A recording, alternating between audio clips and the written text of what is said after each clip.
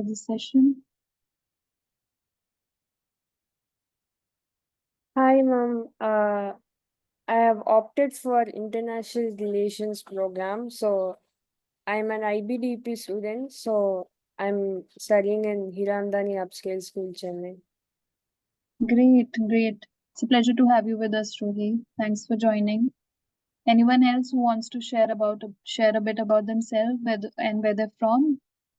It would just help us know you better as we proceed ahead with the session.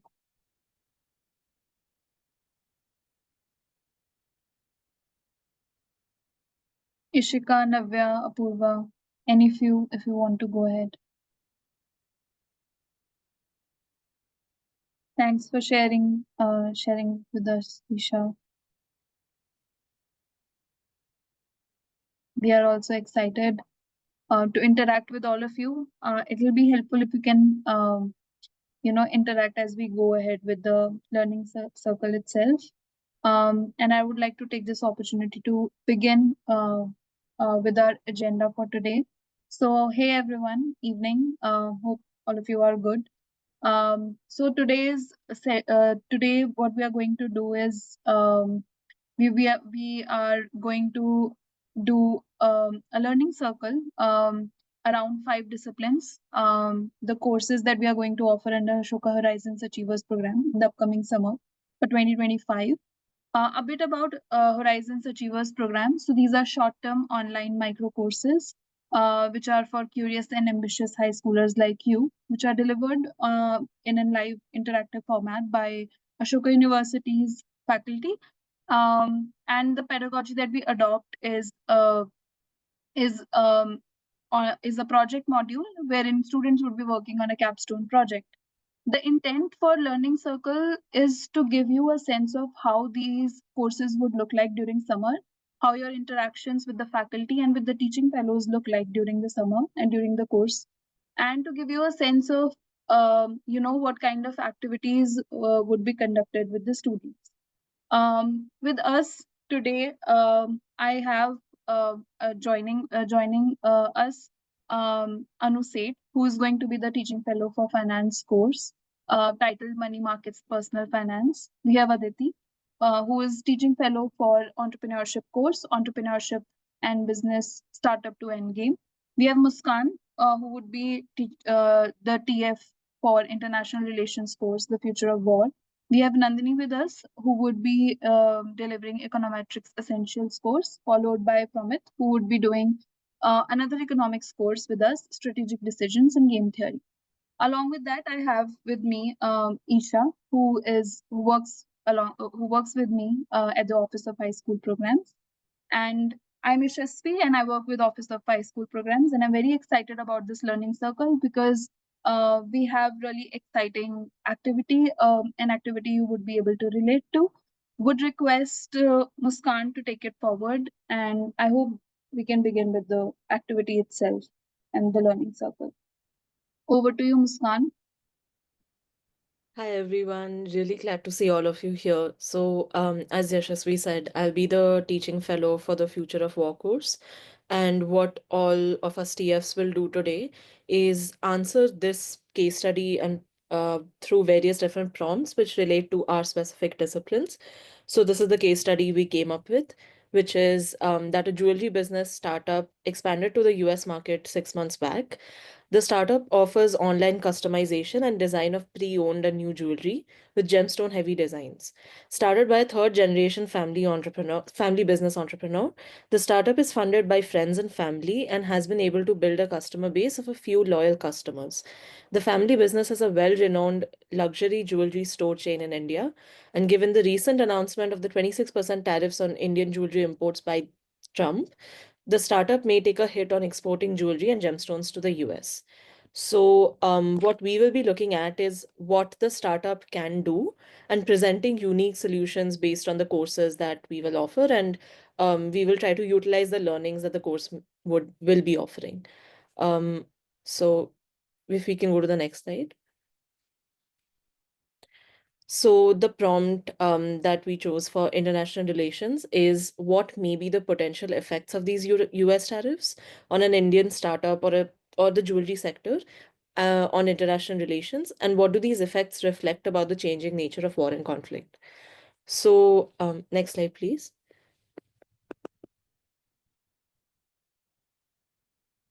So to answer the first part of the prompt, we can think of how the startup will probably take a hit on exporting jewelry and gems to the US.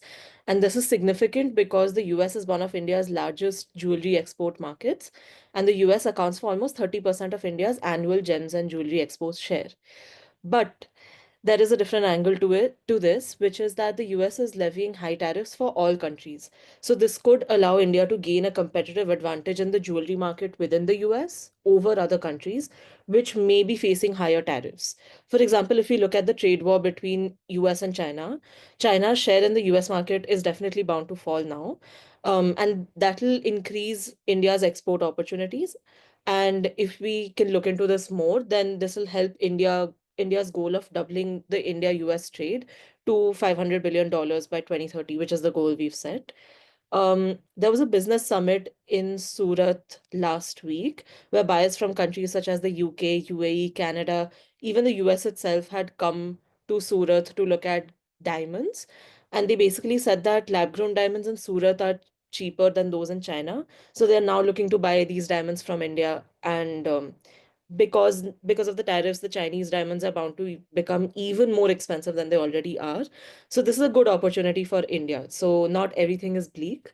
So yeah, as you can see, like I've summarized what the startup could look into doing. Um, Next slide. Because our course is going to look at the larger um, landscape of how war is changing right now, I thought of highlighting a few concepts. Like, for example, these trade measures these represent a massive shift in international trading norms and even globalization as a system. Like, since the 2008 financial crisis, there's been a steady increase in these trade restricting measures, and countries are undertaking this concept that we can call economic nationalism. It's something that practiced by both Trump and Modi, and it refers to when states prioritize their national interests and economic matters over international cooperation and free trade. Even the Singaporean president talked about this 2 weeks ago, and he spoke of something which is that he said that there's rising protectionism in the world. And to explain very simply what protectionism means is basically a policy to protect domestic industries against foreign competition by imposing tariffs. And some say that this can protect local businesses from competition posed by foreign entrants, but protectionist policies also reduce trade because of increased cost of imported goods, and producer and consumers are also adversely affected. But one more concept that can have an interesting role to play here is populism, because we have seen a rise of right-wing populism around the world, and we usually use cultural factors to understand populism. Like, we see that populism paints foreigners, immigrants, or essentially any outgroup, whether ethnic, racial, or religious, to be enemies of national interests. But now, using economic factors, they are also being used to decide shape populist policies that can understand who our geopolitical enemies are based on who we choose to levy greater tariffs against. So that was a sneak peek into like multiple ways of analyzing what conflict can look like. And I'll tell you a little bit more about the learning opportunities later on. But for now, we can move on to another lens of analyzing the same challenge. So we can look at game theory. Hello, everyone. I am Promit, and I'll be the teaching fellow for strategic decisions and game theory. Now, as Muskan have already introduced you the activity or the uh, case study that we are going to deal with. Now, what she was talking about was the international relation that US or the other countries have to mention. But for my part, where I want to focus on is the jewelry startup. When trying to decide will they continue to operate in the US market or not, they will have to think about what the jewelry stores or the jewelry companies in the US are doing. Right? After the tariff have been imposed, the foreign brands or the foreign startup companies have to pay more to the US government compared to the domestic companies. As a result, while deciding the prices, the domestic companies have an advantage. They might price less to the consumers. So this startup that is based in India has to decide how they differentiate themselves from the company that already exists in the US market, because they can't produce the same good. Right? Because if they produce the same good, the US market or the companies in the domestic US market will have an advantage over it. So this way of deciding what to do and taking into account of the fact what your opponent is thinking is called strategic decisions or strategic decision making. And this is in this course, we will try to deal with all kind of problems like this using this concept of strategic decision making. Okay, I will ask the next person to. Sure. Thanks, Pramit. So thanks everyone for joining in. I think while we were exploring the case study, I think startup word is really ringing a bell in my head, and that's what I would like to take up on from the entrepreneurship perspective. It is a startup, but it is also backed by a little bit of a very different funding because it started by a family business, third generation entrepreneur. But it is also trying to enter a very new global market. So I think I will take a pause and I would like to ask you if you can take 2 minutes to answer this question, which is what changes can the startup make in its business strategy to sustain in the US market? Of course, they don't need to sustain in India, but they do need to sustain in the US market till the whole scenario of tariffs and the other global tension gets resolved. If anybody wants to take a plunge into answering this question about what changes can the startup make in its business strategy to sustain, and please make any guesses, whether it's from the point of customers, prices, any lens that you want to pick, like whatever. If you were an entrepreneur of the startup, what change would you make? And thanks, Pratham, for answering that. Increase the prices of gemstones. Sorry, Pratham has sent me a direct message, I think. But increase the prices of gemstone is what he has answered. Uh, I'm not sure that'll be a good idea because they will be import and gemstones have to be imported to the US in some manner, whether as a finished product or as gemstones itself. So probably that will be counterproductive because the tariffs will already increase the price of that for the customer, for the US customer. Any other sort of takes on what changes can the startup do? Build a loyal customer base. Yes, definitely. Thanks for sharing that. I do have a response from somebody saying that they can build a loyal customer base. And the case study also mentions that they have few loyal customers. So how can they sort of strengthen those and probably think about building a more loyal customer base? Thanks for sharing that. Any other responses, please? I'll give it a minute more and then I move on to showing you something interesting. Anyone else wants to take a guess? Diversifying suppliers. Thanks, Nilaksh, for sharing that. Definitely diversifying suppliers. Probably not importing from India at all, even if they have the family business there. Maybe the Indian family business has a supplier, somebody somewhere else sitting in some other country.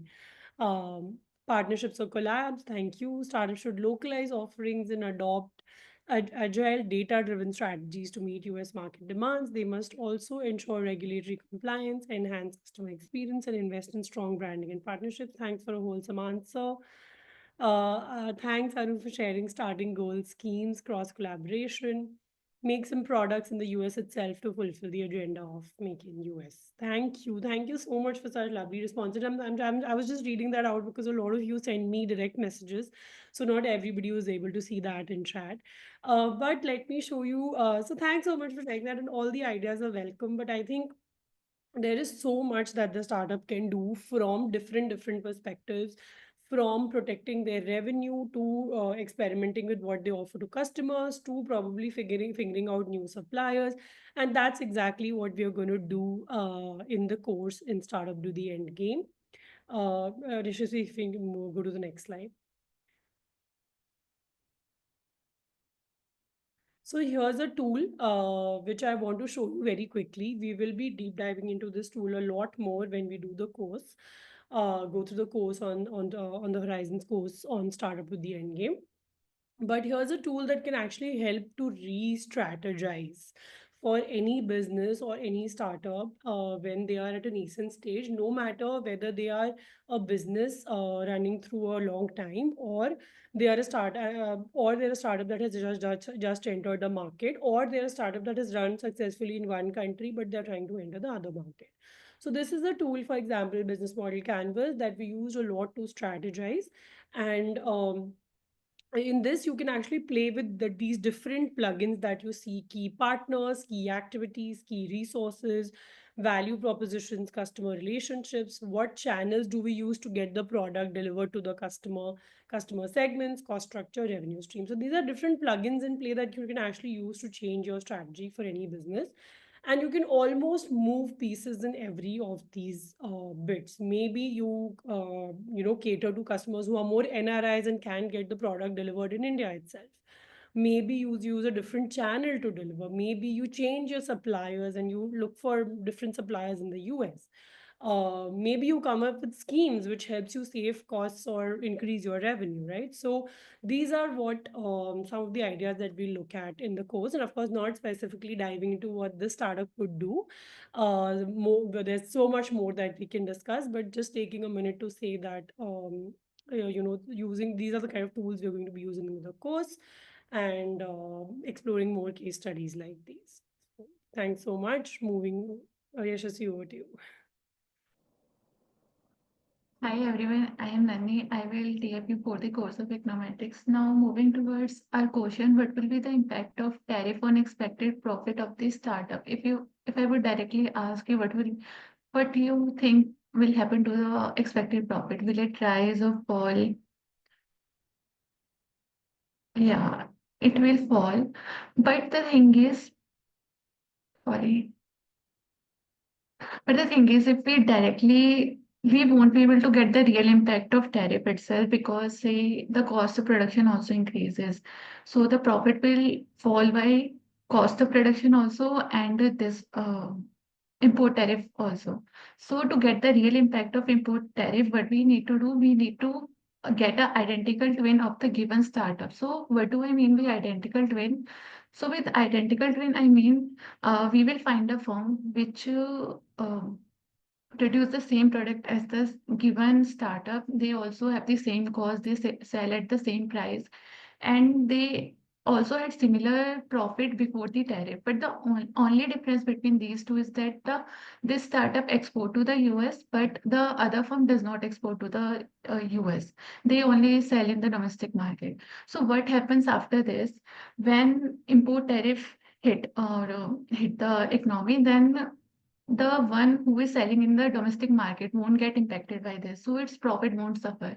But our startup will get suffered from this because it is like a price increase in the international market. So they will demand less of our product, and as a result, what will happen? Our profit will fall. So if we take the difference between these two profits, then we can get that this is showing the real impact of the tariff, because the only thing which is changing is the whether they are exporting or not. Because if the cost of production will rise, then both of the firms will suffer the same profit loss. So, but in real world, it is not easy to get this identical twin of the given firm. So here our econometrics plays role. We try to match our given firm with some characteristics to the other firms, and we do the analysis, and this is what we in most of the cases do to get the impact of any policy, say impact of midday meal on malnutrition of the people. So in this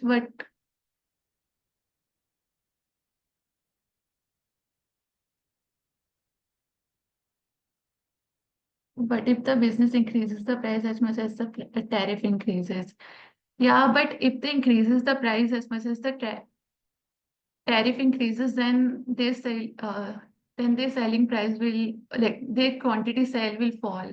They will incur the double loss after this. So if because they were having the same prices in both of the firms, and if one of the firm will increase the price, the other firm will also increase the price. So in a way, their strategies will remain the same, but the only thing that will differ is one export and the other won't export. So this is how we match it in real terms. So yeah. Any other question?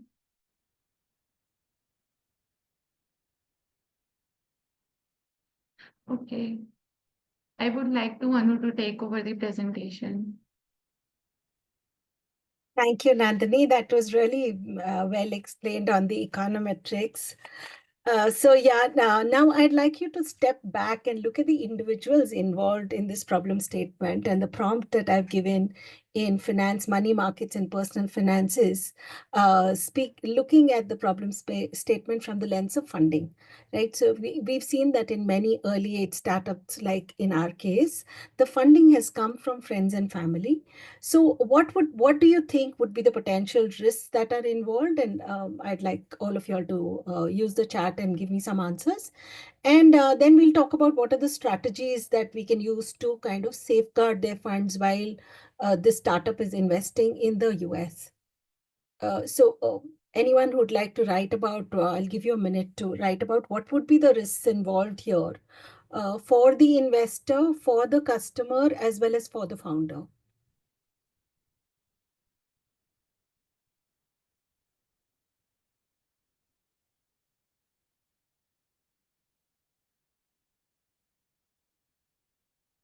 Yeah, while you type in, maybe, definitely we can think about it from the lens of the founder and the startup. That's an easy one, right? What will happen to the business?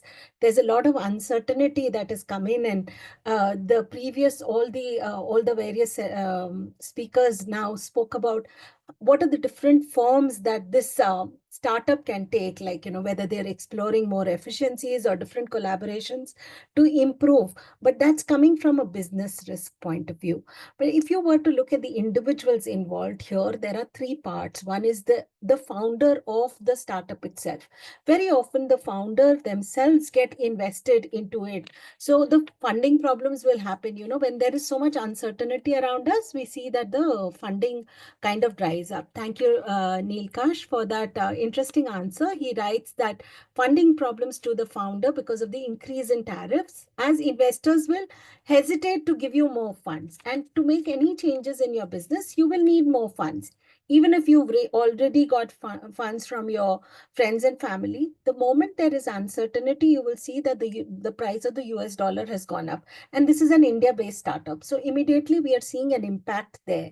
And therefore, getting more fund, the startup founder will need more funds. So very often we see that, founders tend to mix their personal finance, personal money, as well as business money together, and they have not planned for any emergencies. So we will explore some of those angles from the startup founder perspective on how he can build his own safety net and ensure that, his money and his needs are well protected in these times of uncertainty.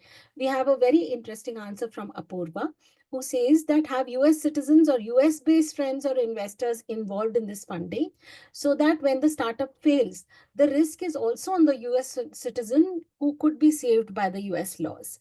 So this brings an interesting dilemma for the person who is an investor. So when you are an investor, you've got to look at wherever you are investing, though, in startups, we see a lot of friends and family investing.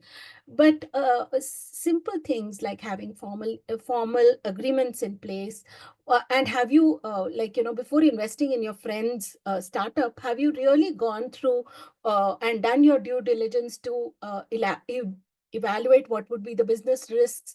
What if there is no market for this kind of product, but this startup founder wants to sell with the jewels? And what about projections? And the other angle to explore is the ethical behavior of the founder. So that sometimes comes into play in a big way.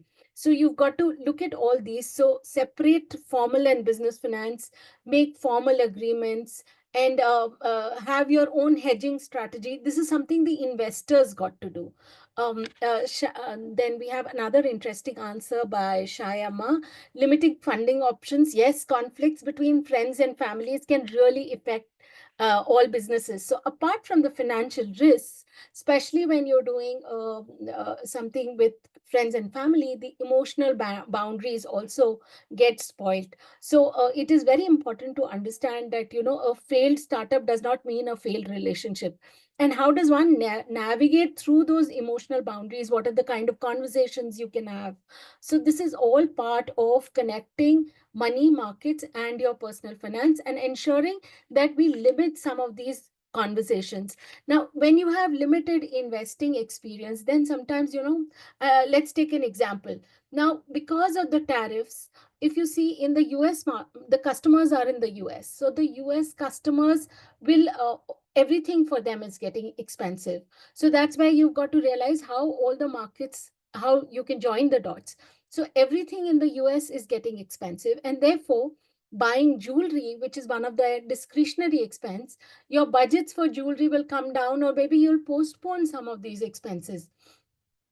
And also, as an investor, what happens? Let's say you are saving up to buy one gold set from this startup, and the market has corrected, and therefore the value of whatever you have invested has gone down. So in those kind of movements, what happens? And there will be an impact to the startup, but there will be a very significant impact to the customer itself.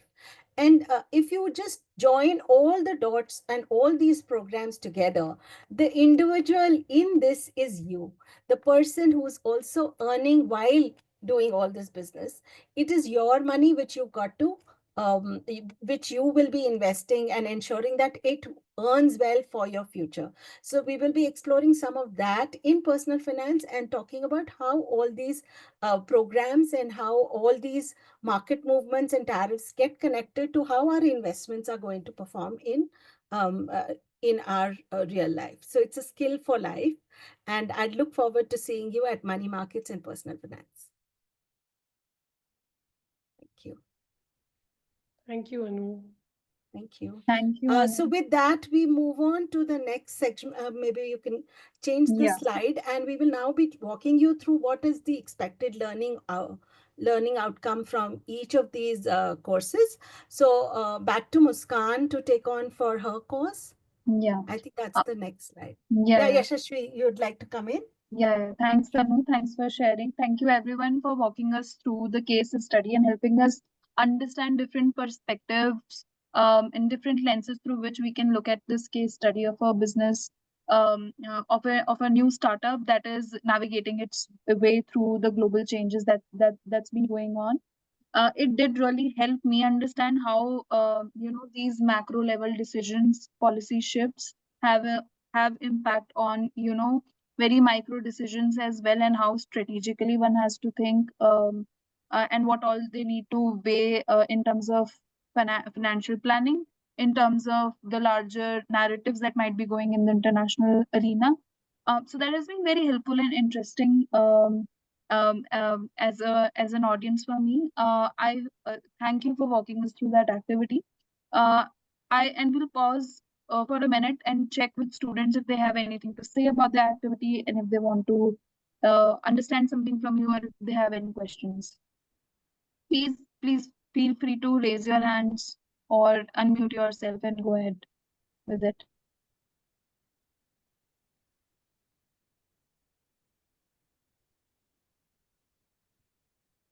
I believe I sense that we can proceed ahead with the next part of the learning circles, wherein all the teaching fellows would be walking you through how their courses would look like, what are the learning outcomes that have been envisioned within the program for the particular disciplines that you may be interested in, and what extended opportunities these courses would be offering to you as well. So over to you, Muskan. Could you please take us through international relations, the future of work course, please? Thank you, Yashasvi, and thank you to all the TFs. I also learned so much over the course of this past 30 minutes. So I'll be talking you through the learning outcomes for the future of work course. Overall, you will learn to analyze the shifting paradigms of war, power, and security in the 21st century through the eyes of states as well as non-state actors like the military and also civilians. So to be more specific, we have 4 modules to be covered over 4 weeks. And our modules will be looking at these modern security dynamics. And I'll just walk you through the modules one by one. In the first week, we'll be looking at the transition from hard power, like military power, to soft power. So that is through culture, influence, and diplomacy. And in the second week, we'll be looking at the role of AI in warfare. For example, we'll be looking at autonomous weapon systems like AI-powered drones and how militaries make use of these things. In the third week, we'll be looking at cyber warfare. We'll be looking at cybersecurity conflicts and the changing idea of national security. And very importantly, in the fourth week, we'll be looking at the human costs of war, which is something I think that is not talked about enough. So we'll be looking at refugees from countries like Syria, Ukraine, Sudan, Palestine. We will look at displacement, trauma, and humanitarian interventions. So we'll be looking at how states approach conflict resolution and post-war reconstruction in societies. So that's basically what all the modules will look at. And at the end of the course, students will get the opportunity to do a capstone project where they can choose they can choose to analyze any global crises through the lens of any of these modules, and we'll be helping them along the way. I wanted to also highlight the extended opportunities that could come out of doing this course. So this is a very interdisciplinary course. We'll be looking at a lot of things. Like we could use some learnings from the course to even understand a challenge that includes a startup in the jewelry sector. So along that line, if you like through this course, you can get a taste of disciplines like IR, pol science, economics, law, foreign policy, diplomacy, conflict studies, security studies, culture studies. Like I think the list is endless. We'll be dabbling within like a lot of disciplines. So that's why I think it's a really cool course. Maybe I'm a little biased, but personally, I've learned a lot from the professor who's teaching this course. And I've also taken very similar courses. And my fourth year, I can say they've been really helpful and like they've been vital in shaping like the work I do today. So yeah, those are the learning outcomes and extended opportunities for my course. So we can move on to the next one. Thank you, Muskan. The next course that we would be going over would be strategic decisions in game theory. I would request Promit to take us through your course and help us understand the learning outcomes and project for the same. Yeah, thank you, Yashasvi. So this strategic decision that we have been talking about in this course, we will try to delve into what this strategic decision making actually means. How do you strategize your decisions? And when I say strategize your decisions, though the term might sound very heavy, but it might pertain to simple things like playing rock, paper, scissors, or even taking a penalty kick, right? There are strategies involved in those things as well. So we will try to learn and understand what are the strategies there. How will you try to win a rock, paper, scissors, or a penalty kick, or even tic-tac-toe? Okay, so those are simple things that we will try to understand, and also some really important aspects like why are countries failing to come to consensus on a climate protectionist policies? What is stopping them from coming to a consensus? And we'll understand that there are strategies involved and how these strategies actually are stopping them from coming to consensus. And this is all that we are going to learn from this course. Talking about extended opportunity of the capstone project, what we will have here is you will try to come up with an example from your daily life, or it might be your favorite book or even your favorite movie, and try to write a project or try to have a write-up by looking at those things through the lens of game theory, right? So all you have to do is find out the strategies involved in that movie or a book or something that you are doing in your real life and write stuff up and explain it using strategic decision making. Okay, so I hope to see you all in the course. And yeah, that would be my time. Thanks for sharing, Promit. And this seems such an interesting capstone project. I'm already thinking of a book or a movie or a series which could have, be utilizing certain strategic decisions, which game theory also talks about. Really interesting. Thanks for walking us through the learning outcomes and the extended opportunities. And for students, we are also posting the links to all the respective courses as we are going through. So in case you want to save those links for your reference, please save them up, kindly copy paste them in your own documents or spaces. Next, I would request Nandini to go over through her the learning outcomes for Econometrics Essentials course. Yeah, over to you, Nandini. Please Right. go ahead. In our course, we will get to learn about a lot of techniques that we will use in the econometrics to get some and to get some, result that we want in the given situation. So which technique we need to apply in a different situations. And also in this course, we will use a real data of the MOSPI, which is related to some government policy. How will it impact the world, or which people did it impact, and how was the impact? Was it positive or negative? And we will do all this in the R language. So you will get to learn a machine language also. And for the extended opportunity, I would say after this course, you will know better about the government policies. How will it get constructed? How will the budget get allocated between the different policies? And R is a base language. On the basis of that, you can learn some advanced languages like Python and etc. So it would be helpful for you for that. Thank you. Thanks for walking us through the learning outcomes and the extended opportunities. I mean, to be able to, get a sense of our language at the, level of grade 9th to 12th is in itself a wonderful opportunity.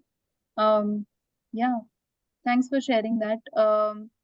I request Aditi to please proceed ahead with the startup to the end game courses learning outcomes. Sure, thanks, Yashasvi. So I think I would like to highlight three things, majorly three things that you would take away from this course and what you will achieve as a learning outcome. I think number one, at any point in time, if you want to start your own business or entrepreneurial venture or startup, no matter how you define it, you would be able to understand how to act on your business idea. Essentially, that if you have the business idea of an app or a product or a service, or if you're trying to solve a problem for any XYZ customer. So essentially how to take action on a business idea so that you can actually take it to a level where it can be launched into the market as a startup or as a business, and it can be commercialized. So almost like thinking about innovation being equal to invention plus commercialization. um, Thinking about what steps to take if you want to start act on a business idea at any point in your life. That's number one. Number two, I think equipping yourself with skills which are adaptable to different career paths. Entrepreneurship itself is a career. Entrepreneurship is a multiverse career where it can be a career no matter what stream, what industry you are in. So, how this process essentially helps you develop skills like taking ownership, taking initiative, working with ambiguity, problem solving, creative thinking creatively. So all of those skills that are very adaptable to any career path you take up, and any sort of any company you work with. I think it just helps you gear up for the future workforce and professional world. And the third one, I think, is definitely projects and what you learn, what kind of things you learn through projects. So, what we call entrepreneurial action is what kind of actions you take to take the business idea to the market. So, how during that process of taking action, you will be learning a lot of different concepts, a lot of a lot of tools, I would say, that you can practice at any point you want to do a business or start your own startup. And you will learn this through projects. So thinking about finding product market fit, thinking about what kind of value proposition are you giving to the customer, thinking about what is the customer's journey and different touch points at which you can create the value with, etc. So these are of course some of the technical terms I'm using, but we will be deep diving into that. And finally, as the extended opportunity, what you will get is that you will, through your capstone project, the capstone project will be that you work on your own business idea, and you actually find a group who works together with you on that business idea, and get mentored from a panel of potential investors and entrepreneurs. So you will at the end of it, first of all, pitch and present your almost business plan, I would say, to the investors and entrepreneurs, and then you will get a chance to, top students will have a chance to get mentored by them as well. So yeah, that's about it for the entrepreneurship course. Thank you. Thanks, Aditi. That has been very helpful to be able to work on, a business idea and be able to pitch it. That is indeed an interesting project to work on, to be able to work on. Next, I would request Anu to please share the learning outcomes for your course, Money Markets and Personal Finance. Yeah, hi. So the way we, Preeta and I have designed this course is that we have put in a hat of from the for a personal finance, because no matter where you go, whether you choose your career as a dancer or you want to become an economist, money is something you've got to learn to handle. And as young budding students, this is when you will start tasting money, and you will be making independent decisions about money.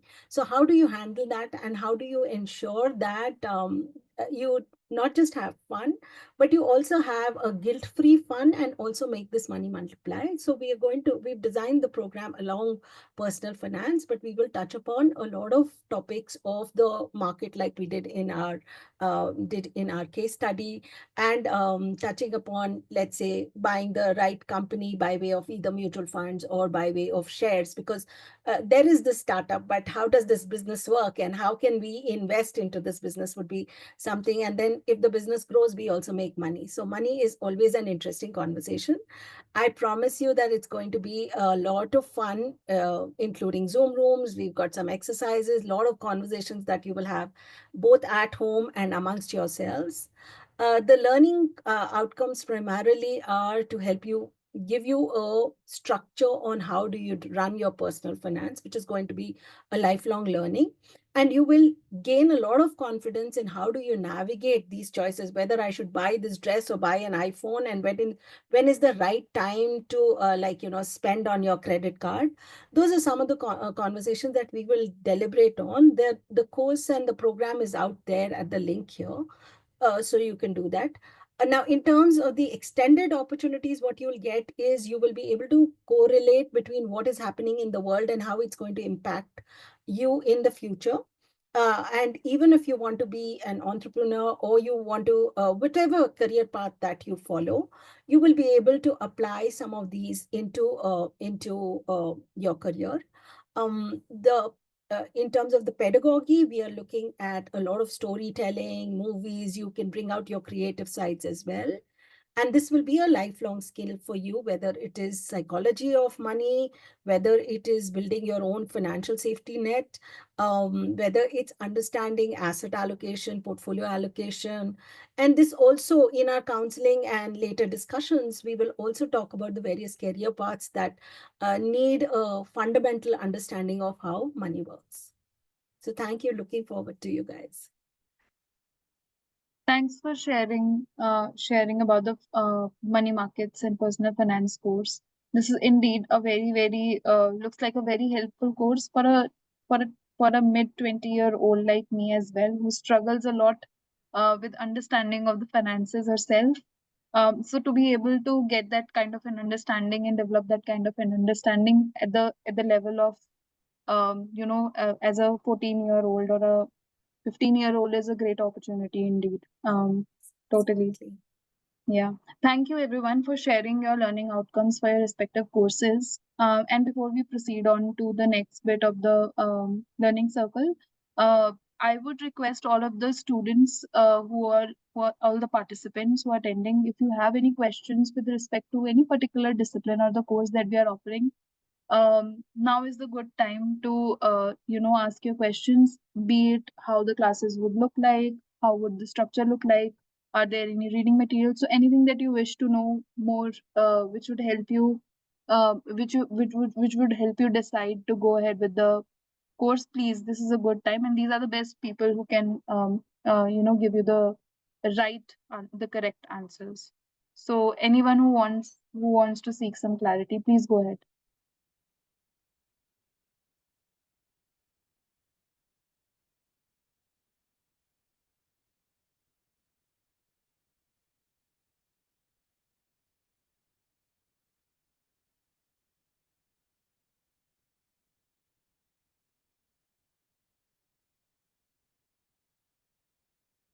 I sense that the activities and the learning outcomes have been fairly clear, that we do not have any questions around those. So I'll just quickly move through the next bit of the learning circle. So at Ashoka Horizons, and which we have also observed throughout the course of the activity as well, that what we offer is a deep learning experience for all of the students. In addition to that, you would be taught by our global faculty and industry experts in all of these disciplines, followed by capstone projects. You would be having you would have the opportunity to work on your own project in these particular disciplines. And on top of it, we have talked about the extended opportunities. So once the course completes, you may also have extended opportunities of internships, mentorships, letters of academic appreciation from your faculty and teaching fellows as well.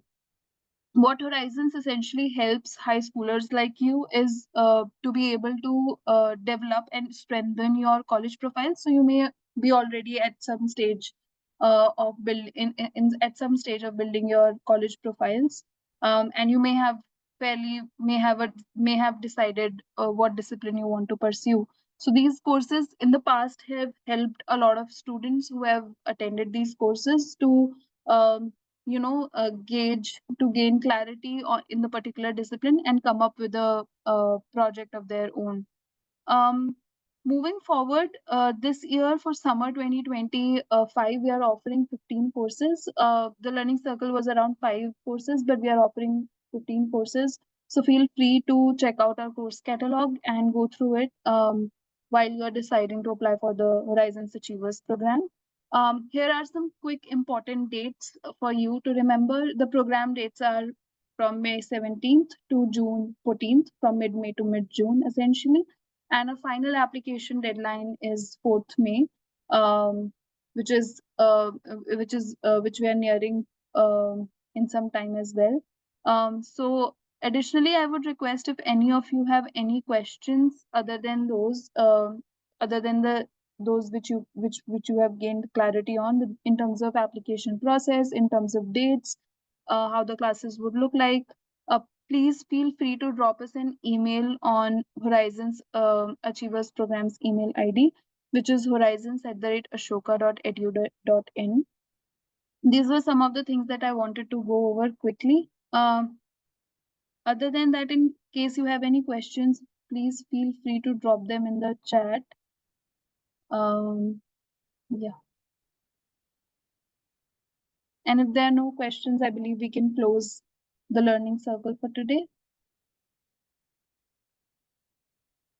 Great. I sense that there are no any further questions, so we would just I would just go over concluding the session. So thank you all of you for joining. Thank you, Nandini, Muskan, Pramit, Anu, Isha, for joining today. And thanks to all of you for being such a kind and patient audience with us, and being so interactive with us. It has been a great session. Thank you all. Thank you. Thanks, Ruhi. Thank you. See you all. Bye-bye.